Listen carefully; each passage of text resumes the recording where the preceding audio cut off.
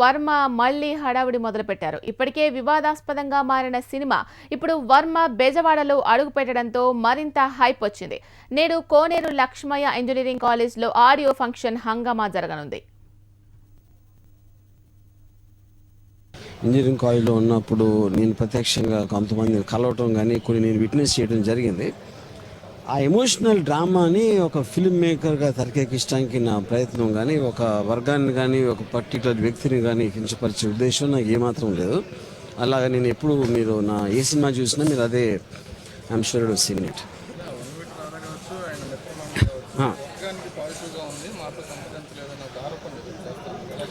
అదే ఇప్పుడు వర్గాన్ని సంప్రదించలేదు అంటే ఫస్ట్ ఆఫ్ ఆల్ నేను అడిగాను ఒకసారి, కానీ ఏదో కారణాల వల్ల వాళ్ళు కలవలేదు కొంతమంది. నేను చెప్పేది తర్వాత నేను ఒక ఫిల్మ్ మేకర్గా నిజంగా జరిగే ఒక చాలా పాపులర్ అంటే పాపులారిటీ వచ్చి పబ్లిక్ డొమైన్లో ఉన్న మీడియా డొమైన్లో ఉన్న ఒక దాని గురించి ఒక ఫిల్మ్ మేకర్గా నాకు దాన్ని స్పందించి దాన్ని తెరకెక్కించే ఒక రైట్ నాకు ఉంది. ఒక ఫిల్మ్ మేకర్గా నేను అదే చేశాను.